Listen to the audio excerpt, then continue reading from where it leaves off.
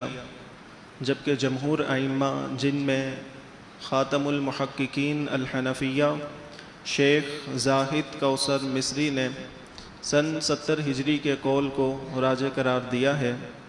آپ کا نام نعمان، والد کا نام ثابت اور دادا کا نام نعمان ہے۔ سب سے پہلے آپ کے دادا نے حضرت علی کرم اللہ تعالی وجہہ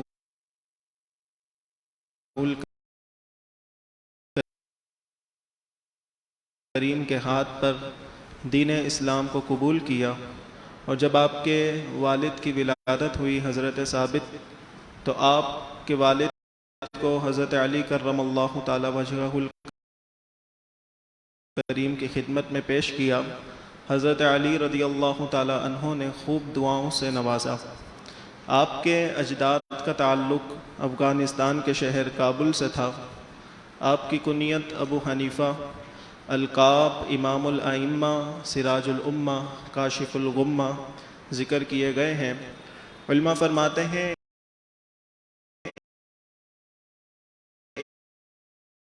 امام اعظم ابو حنیفہ رضی اللہ تعالی عنہ سے متعلق نبی اکرم صلی اللہ علیہ وآلہ وسلم کا واضح فرمان موجود ہے۔ عن ابی ہریرہ رضی اللہ تعالی عنہ قال قال رسول اللہ صلی اللہ علیہ وآلہ وسلم العلم بالسریہ، کہ حضرت امام اعظم کے فضائل اور بشارت میں ان پر اعتماد کیا گیا۔ امام خازمی رحمۃ اللہ تعالی علیہ جامع مسانید امام اعظم میں ایک روایت نقل کرتے ہیں۔ عن ابی ہریرہ رضی اللہ تعالی عنہ قال قال رسول اللہ صلی اللہ علیہ وآلہ وسلم یکون فی امتی رجل یقال له ابو حنیفہ هو سراج امتی یوم القیامہ۔ میرے آقا صلی اللہ علیہ وسلم نے فرمایا کہ میری امت میں ایک شخص ہوگا جسے ابو حنیفہ کہا جائے گا، اور قیامت کے دن وہ میری امت کا چراغ ہے۔ اور امام اعظم ابو حنیفہ رضی اللہ تعالی عنہ کی ایک فضیلت اور خصوصیت ایسی ہے جو آپ کو دیگر ائمہ سے ممتاز کرتی ہے، اور وہ ہے آپ کا شرف تابعیت سے مشرف ہونا۔ تابعی کسے کہتے ہیں؟ امام جلال الدین سیوطی رحمہ اللہ تدریب الراوی میں فرماتے ہیں ہوا من صحب الصحابی، تابعی صحابی کا صحبت یافتہ ہوتا ہے۔ در مختار میں ہے امام اعظم ابو حنیفہ رضی اللہ تعالی عنہ نے 20 صحابہ کرام علیہم رضوان کا دیدار کیا۔ اسی طرح الاکمال فی اسماء الرجال میں ہے کہ آپ نے 26 صحابہ کرام علیہم رضوان کی زیارت کا شرف حاصل کیا، اور اس قسم کی دیگر روایتوں کو جب جمع کیا جائے تو یہ تعداد 28 تک پہنچتی ہے۔ امام اعظم ابو حنیفہ رضی اللہ تعالی عنہ نے حصول علم کے لیے حضرت حماد رحمۃ اللہ تعالی علیہ کی درسگاہ کو اختیار کیا، اور پھر یہیں ہو کر رہ گئے۔ آپ خود ارشاد فرماتے ہیں فجعلت علی نفسی الا افارق حمادا حتی یموت فصحبته 18 سنة۔ آپ فرماتے ہیں کہ میں نے حضرت حماد رحمۃ اللہ تعالی علیہ کی درسگاہ کو اختیار کیا حتیٰ کہ حضرت حماد کا وصال ہو گیا، اور آپ کی بارگاہ میں میں نے 18 برس گزارے۔ اور پھر حضرت حماد کے وصال کے بعد حضرت حماد کے تلامذہ ہی نہیں بلکہ اطراف و اکناف عالم کے علماء اس بات کا اقرار کرتے تھے کہ روئے زمین پر آپ سے بڑا عالم اس وقت کوئی موجود نہیں ہے۔ اس کے علاوہ آپ نے حضرت امام جعفر صادق رضی اللہ تعالی عنہ سے بھی حصول علم کیا، اور آپ کی بارگاہ میں 2 سال حضرت امام اعظم نے گزارے۔ اور آپ فرماتے ہیں واللہ ما رأیت افقہ من جعفر ابن محمد، کہ میں نے حضرت امام جعفر بن محمد رضی اللہ تعالی عنہما سے بڑھ کر کوئی فقیہ نہیں دیکھا۔ اور ان 2 سالوں سے متعلق آپ ارشاد فرماتے ہیں لولا السنتان لہلک النعمان، اگر یہ 2 سال نہ ہوتے تو نعمان بن ثابت ہلاک ہو جاتا۔ آپ کے زہد، آپ کے تقوی اور آپ کے ورع کا عالم یہ تھا کہ حضرت عبداللہ بن مبارک فرماتے ہیں کہ بغداد میں ایک مرتبہ لوٹ مار کی بکریاں لائی گئی، تو آپ نے اپنے حلقہ احباب سے پوچھا کہ بکری کی اوسط عمر کتنی ہے؟ تو بتایا گیا 7 سال۔ فَتَرَكَ أَكْلَ لَحْمٍ 7 سِنِينَ، تو آپ نے 7 سال ہر سال کی طرح اس سال بھی بالمقابل سیوک سینٹر حسن اسکوائر پر مرکز والدین مصطفیٰ میں یادگار رمضان کا اہتمام کیا گیا ہے۔ وہاں عشاء کی نماز 9 بجے ادا کی جائے گی۔ ہمارے استاذ محترم حضرت علامہ مولانا مفتی محمد آصف عبداللہ قادری صاحب وہاں درس دیں گے۔ ہر 4 رکعت کے بعد قرآن پاک کی تفسیر و ترجمہ کیا جائے گا۔ تو آئیے وقت کی قربانی دیجیے، قرآن کے نام پر ماہ مبارک رمضان یادگار گزاریے۔ اللہ تعالی ہمارے سینوں کو نور قرآن سے منور فرمائے، آمین۔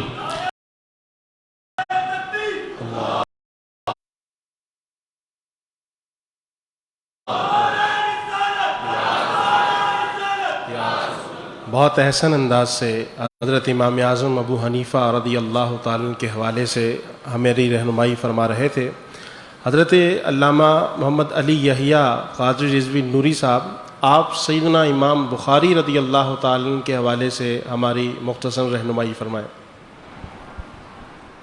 اللہ رب محمد صلی علیہ وسلم نحن عباد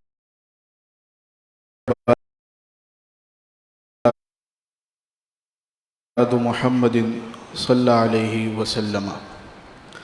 حضرت امام بخاری، جن کا لقب امیر المؤمنین فی الحدیث ہے، آپ کی ولادت باسعادت 13 شوال المکرم 194 ہجری کو ہوئی۔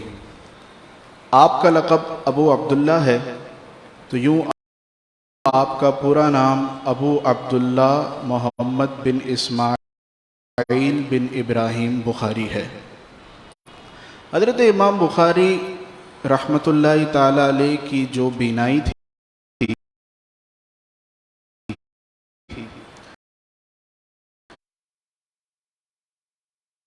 وہ بچپن ہی میں ختم ہو گئی، اور آپ رحمۃ اللہ تعالی علیہ جس گھر میں پیدا ہوئے، جہاں آپ کی ولادت ہوئی، وہاں آپ کی والدہ آپ کی ولادت سے پہلے ہی عبادت میں مشغول رہتی تھی، اور آپ کی والدہ انتہائی متقی پرہیزگار خاتون تھی۔ حضرت امام بخاری کی آنکھوں کا علاج کافی طبیبوں سے کروایا گیا، لیکن افاقہ نہیں ہوا۔ لیکن آپ کی والدہ راتوں کو اٹھ کر چونکہ آپ کے لیے دعائیں کرتی تھی، تو ایک دفعہ قسمت جاگ اٹھی اور خواب میں نبی پاک صلی اللہ علیہ وسلم کا دیدار ہو گیا۔ حضور صلی اللہ علیہ وسلم حضرت امام بخاری کی والدہ کے خواب میں تشریف لائے، اور حضرت علامہ علی قاری، جنہوں نے مشکات شریف کی شرح لکھی ہے، ان کے بقول حضور صلی اللہ علیہ وسلم نے یہ بشارت دی کہ قد رد اللہ علی ابنک بصرۃ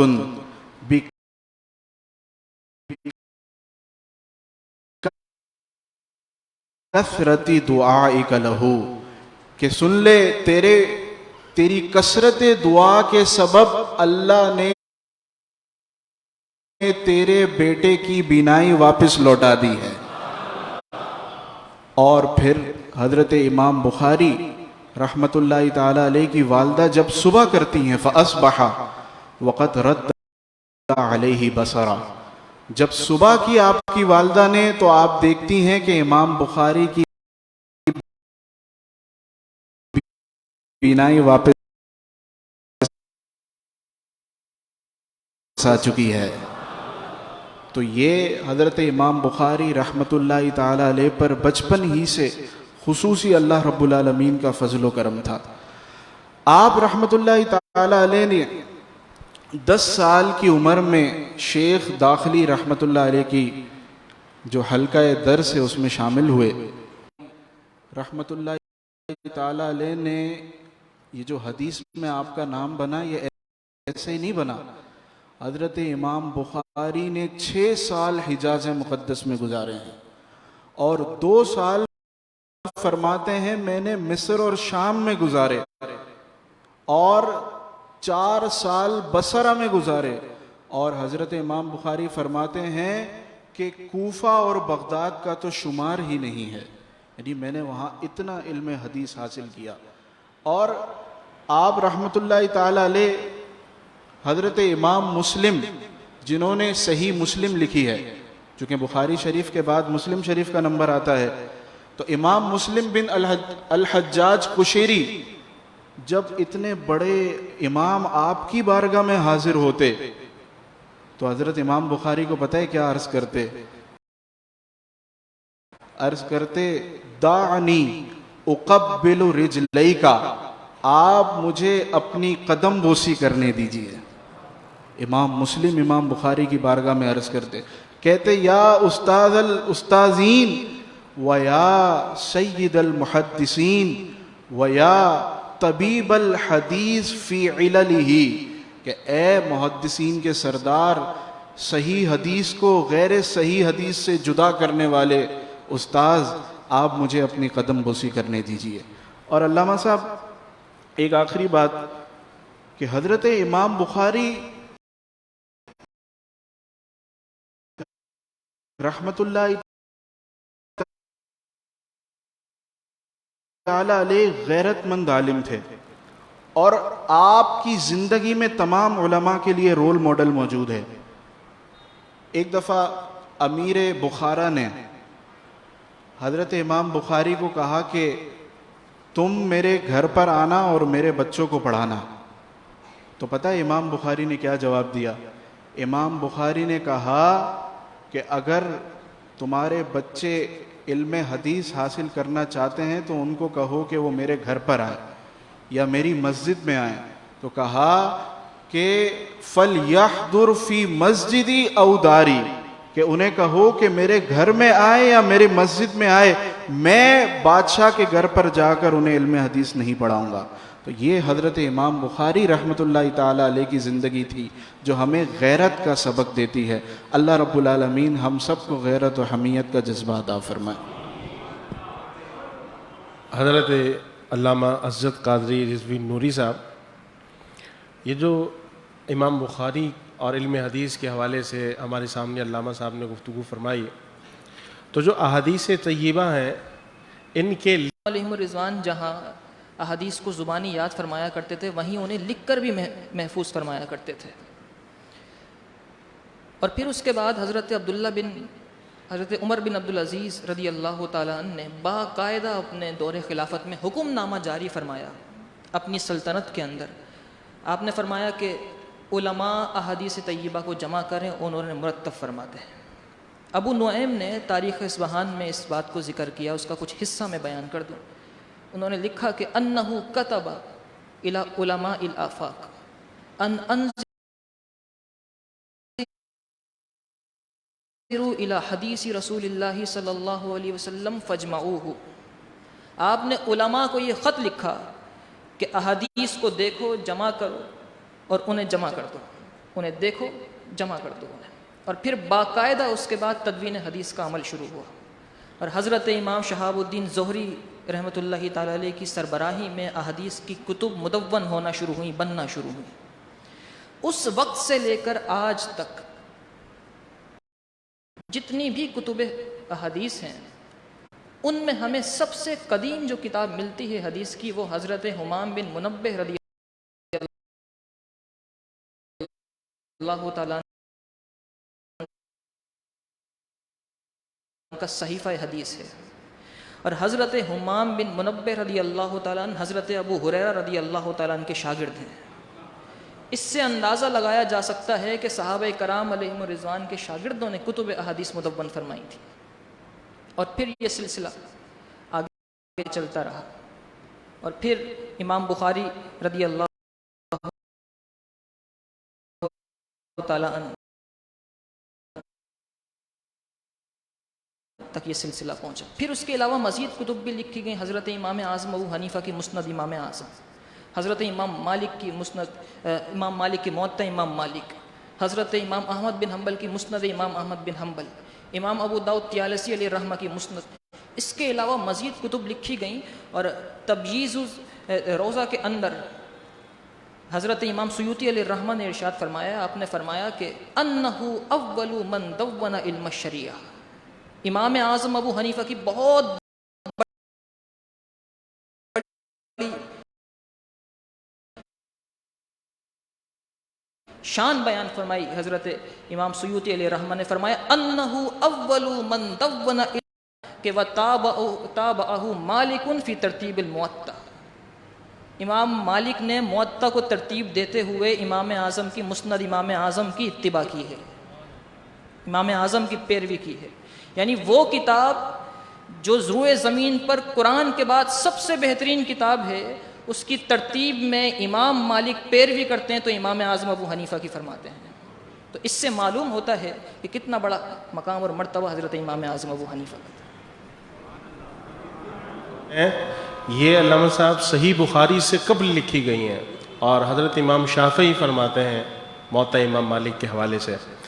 تو حضرت امام اعظم ابو حنیفہ کا جو علم حدیث میں مرتبہ ہے، اس پر تو آپ کے اس جملے سے ہمارے سامنے ان کا مقام واضح ہوتا ہے کہ امام مالک جیسے محدث وہ اپنی موطا لکھنے میں امام اعظم کے اصولوں کی اتباع کرتے ہیں. تو آپ اس حوالے سے مزید ہمارے علماء کی رہنمائی فرمائیں. اور دوسرا، حضرت امام محمد بن اسماعیل بخاری رحمۃ اللہ علیہ کی جو صحیح البخاری ہے، اس میں جو آپ کی ثلاثیات ہیں، ثلاثیات سے مراد یعنی کہ وہ احادیث جن میں حضرت امام بخاری اور جناب رسالت مآب صلی اللہ تعالیٰ علیہ وآلہ وسلم تک صرف 3 راوی ہیں. تو یہ جو آپ کی ثلاثیات ہیں، ان ثلاثیات کے ذریعے سے امام بخاری کا امام اعظم سے کیا رشتہ بنتا ہے، اور علم حدیث میں حضرت امام بخاری رحمۃ اللہ علیہ کا سیدنا امام اعظم ابو حنیفہ رضی اللہ تعالیٰ عنہ کے ساتھ کیا رشتہ ہے، اس پر بھی وضاحت فرما دو. یہ بات تو ابھی علامہ صاحب نے بیان فرمائی کہ امام اعظم ابو حنیفہ تابعی ہیں، آپ کو شرف تابعیت حاصل ہے، اور مختلف روایات ذکر کی گئیں کہ تقریباً 28 صحابہ کرام علیہم الرضوان کی زیارت سے مشرف ہوئے امام اعظم ابو حنیفہ. صرف امام اعظم ابو حنیفہ رضی اللہ تعالیٰ عنہ کو شرف تابعیت حاصل نہیں ہے. ایسا نہیں کہ صرف آپ نے صحابہ کرام علیہم الرضوان کی زیارت فرمائی، بلکہ آپ نے صحابہ سے احادیث روایت بھی فرمائی ہیں، احادیث روایت فرمائی صحابہ کرام علیہم الرضوان سے. اور جتنی احادیث آپ نے روایت فرمائی ہیں صحابہ سے، شیخ محقق علی الاطلاق حضرت شیخ عبداللہ محدث دہلوی علیہ الرحمہ نے ان تمام کو تحصیل التعارف فی معرفت الفقہ و تصوف کتاب لکھی، اور اس کتاب کے اندر وہ تمام روایت یکجا فرما دی، جمع فرما دی اس کتاب کے اندر.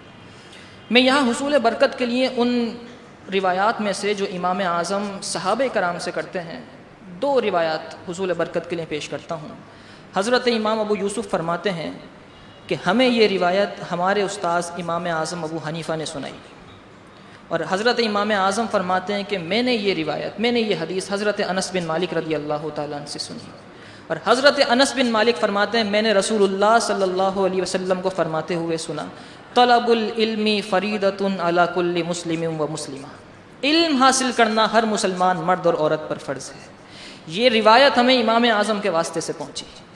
ایک دوسری حدیث امام اعظم ابو حنیفہ رضی اللہ تعالیٰ عنہ فرماتے ہیں میں نے حضرت انس بن مالک رضی اللہ تعالیٰ عنہ سے حدیث سنی، اور حضرت انس فرماتے ہیں میں نے رسول اللہ صلی اللہ علیہ وسلم کو فرماتے ہوئے سنا، حضور نے فرمایا الدال علی الخیر کفاعلہ، نیکی کی طرف رہنمائی کرنے والا ایسا ہے گویا کہ خود نیکی کرنے والا.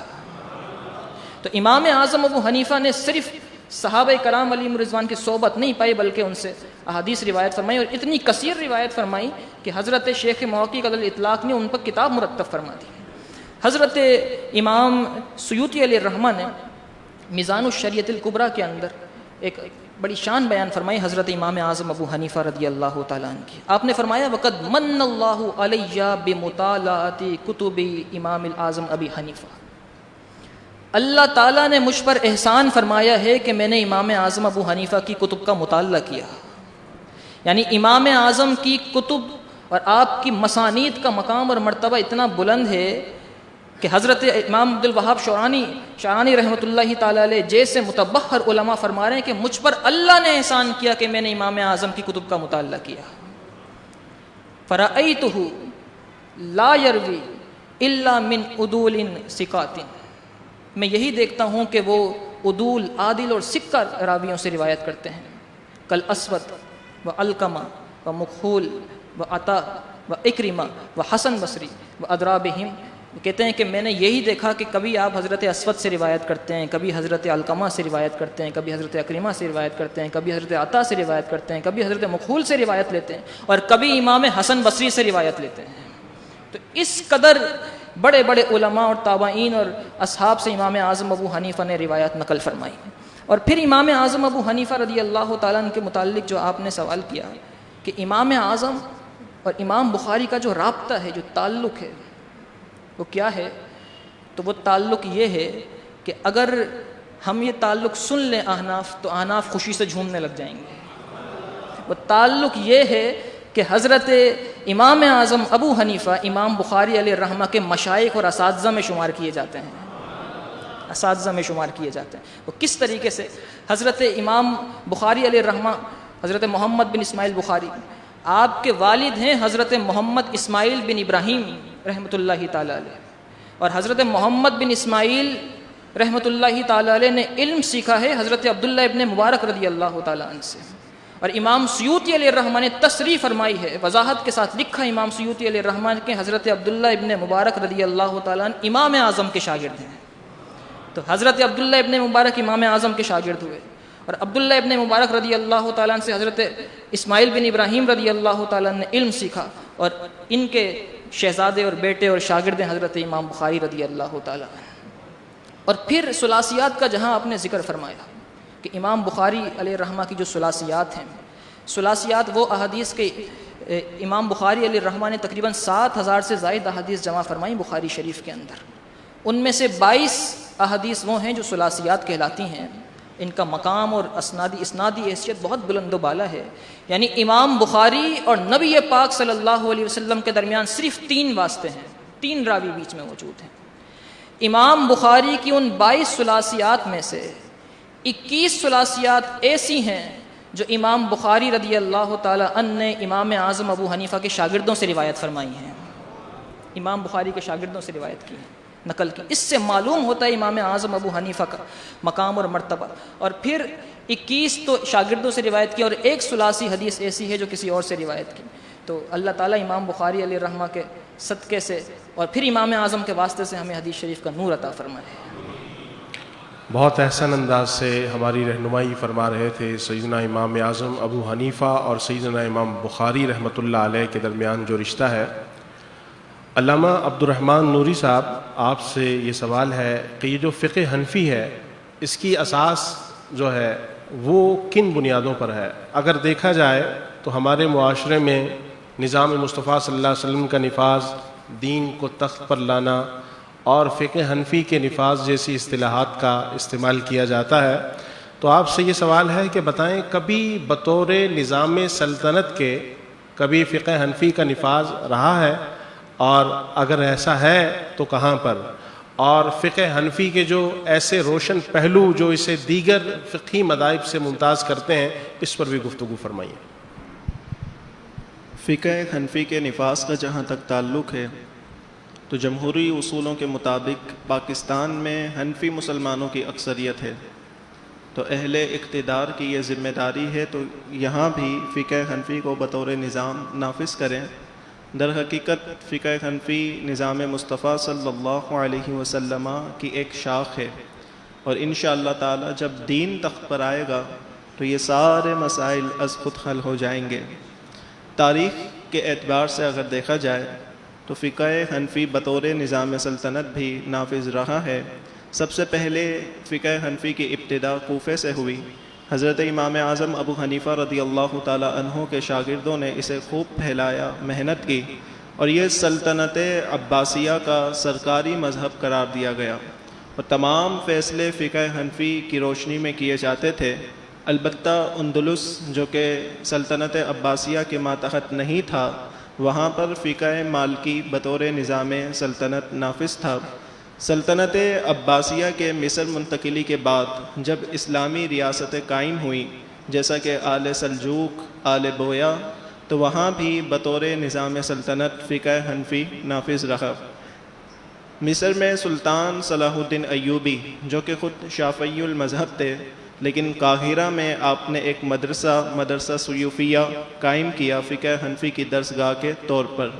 ہندوستان میں بالعموم فقہ حنفی نافذ رہا اور اسی کے مطابق فیصلے کیے جاتے تھے، حتیٰ کہ آخری عہد میں سلطان اورنگزیب عالمگیر نے قریباً 500 علماء کی ایک کمیٹی، ایک بورڈ تشکیل دیا اور فتاوی ہندیہ کی صورت میں ازسر نو جدید انداز میں مسائل کو مرتب فرمایا۔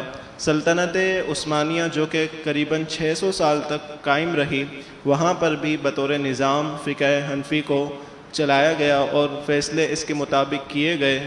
آج بھی دنیا میں جو مسلمان پائے جاتے ہیں تو ان کی 2/3 اکثریت اپنے دنیاوی اور اخروی معاملات فقہ حنفی کی روشنی میں سر انجام دیتے ہیں۔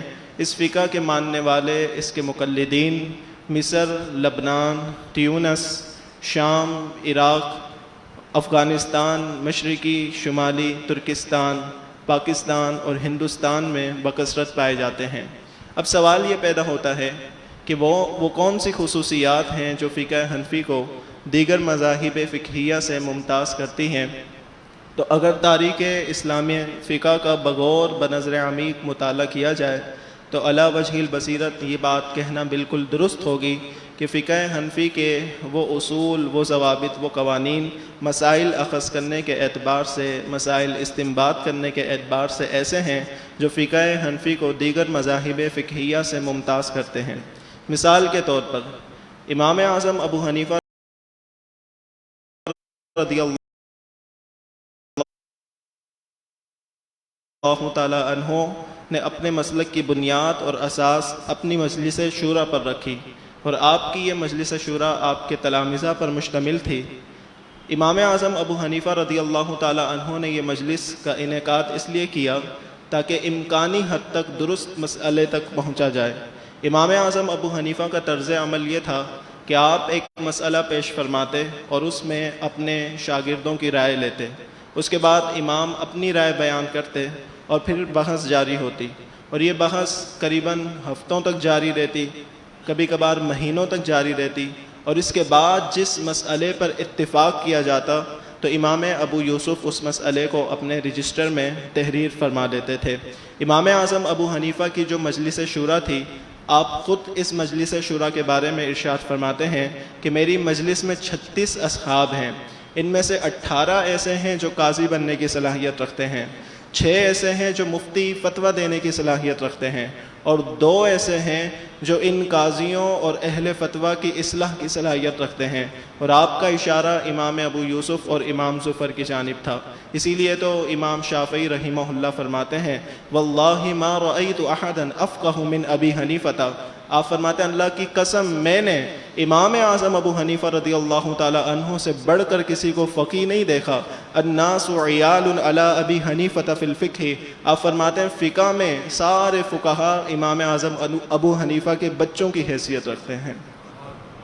بہت احسن انداز سے ہماری رہنمائی فرما رہے تھے کہ جو جدید جمہوری اصول ہیں یہ تو آج تک کہیں نافذ نہیں ہو سکے، ان کی نظام پر کوئی نظام مرتب نہیں ہوا، لیکن امام اعظم ابو حنیفہ کی جو فقہ ہے یہ خالصتاً جمہوری اصولوں کی بنیاد پر قائم کی گئی۔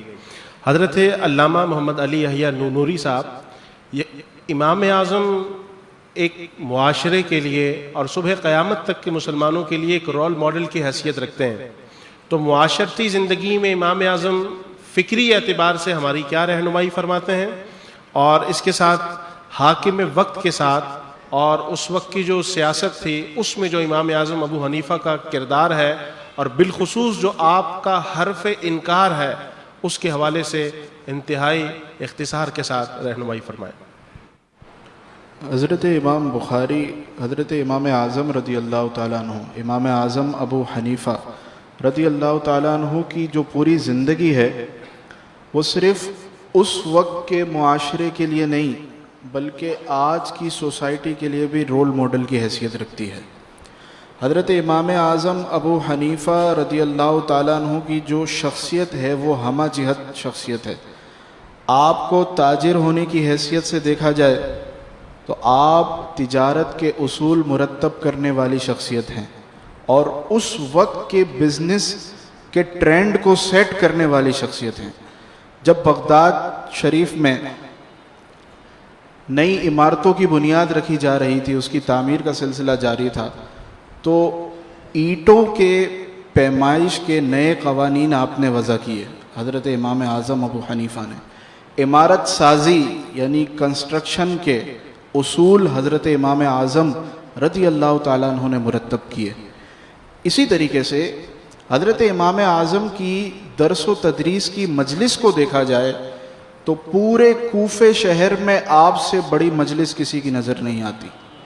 حضرت امام اعظم کو اگر آپ کی شخصیت کو بطور امانت اور دیانت کے دیکھا جائے تو جب آپ کا وصال با کمال ہوا، روایتوں میں آتا ہے کہ آپ کے پاس اس وقت پتہ ہے کتنی امانتیں موجود تھی.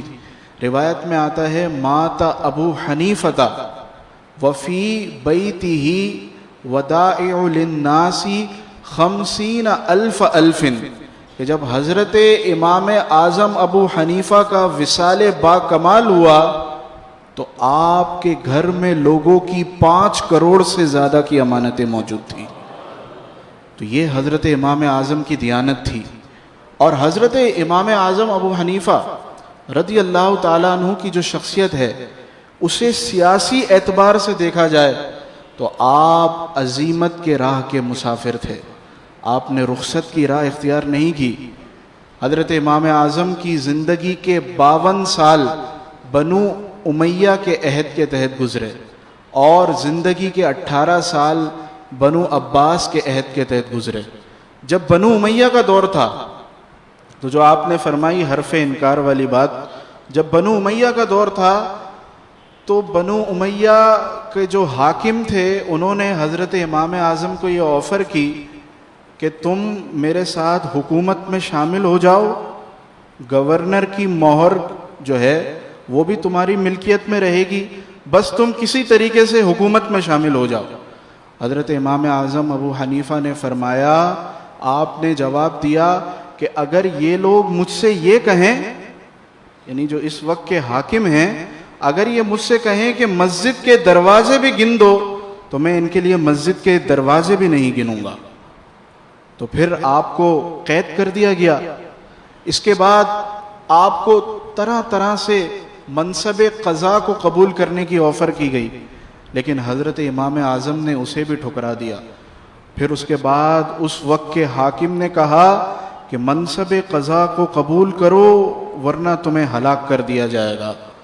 تو پتہ ہے اس وقت امام اعظم نے کیا جواب دیا؟ امام اعظم ابو حنیفہ نے فرمایا کہ یہ زندگی صرف ایک دفعہ دی گئی ہے، یہ اللہ تبارک و تعالیٰ کی راہ میں حاضر ہے، یعنی اللہ رب العالمین کی راہ میں اپنی زندگی کو قربان کرنے کے لیے تیار ہوں. تو یہ حضرت امام اعظم ابو حنیفہ تھے. گورنر نے آپ کے سر پر، یعنی جب منصب قضاء کی آفر کو ٹھکرایا، اسی وقت حضرت امام اعظم کے سر پر 20 کوڑے لگائے گئے، لیکن پھر بھی آپ نے منصب قضاء کو قبول نہیں کیا. تو پھر اس کے بعد حضرت امام اعظم رضی اللہ تعالیٰ عنہ پر ظلم کرنے کے بعد وہ جابر حاکم جب سویا، رات کو خواب میں نبی پاک صلی اللہ تعالیٰ علیہ وسلم تشریف لائے اور آپ نے فرمایا کہ ابو حنیفہ پر ظلم نہ کرو. تو پھر صبح اٹھا اور اس وقت کے حاکم نے حضرت امام اعظم سے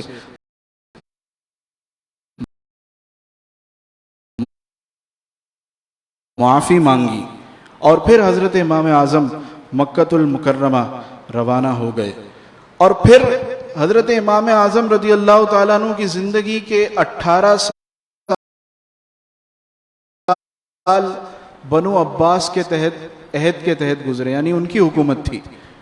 تو اس دور میں بھی حضرت امام اعظم کو یہ آفر کی گئی کہ آپ منصب قضاء کو، یعنی جج بننے کو، منصب قضاء سے مراد ہے جج بننا، جسٹس کے عہدے پر فائز ہونا، آپ کو یہ آفر کی گئی. تو حضرت امام اعظم نے اس دور میں بھی اسے ٹھکرا دیا. 3 دفعہ آفر کی گئی. حضرت امام اعظم نے ہر دفعہ اس کو ٹھکرا دیا اور ہر دفعہ آپ کو 30 کوڑے لگائے گئے، پھر بھی آپ نے جسٹس بننے سے، جج بننے سے انکار کر دیا. یہاں تک کہ حضرت امام اعظم کے شاگردوں نے کہا کہ آپ اس آفر کو قبول کر لیں. امام اعظم نے کہا، توجہ کیجئے گا، امام اعظم نے کہا کہ اگر کوئی مجھے یہ کہے کہ میں سمندر کو خشک کر کے زمین بنا دوں تو اس کی بنسبت میرے لیے کام یہ زیادہ مشکل ہے کہ میں جج بن جاؤں. یعنی جج بننا میرے لیے زیادہ مشکل ہے، سمندر کو زمین کرنا اتنا مشکل نہیں ہے اس کے مقابلے میں. تو یہ حضرت امام اعظم رضی اللہ تعالی عنہ نے فرمایا. اور پھر جب حاکم آپ کے سامنے بے بس ہو گئے، اور آپ کی شخصیت تو با اثر شخصیت تھی، تو حاکموں نے آپ کے ستو میں زہر ملا دیا، اور یوں حضرت امام اعظم ابو حنیفہ رحمت اللہ تعالی علیہ شہید ہو گئے. آپ کا جنازہ 6 مرتبہ ادا کیا گیا، اور ہر مرتبہ 50,000 لوگ جنازے میں شامل تھے. اور امام سماک رحمت اللہ تعالی علیہ کیا فرماتے ہیں؟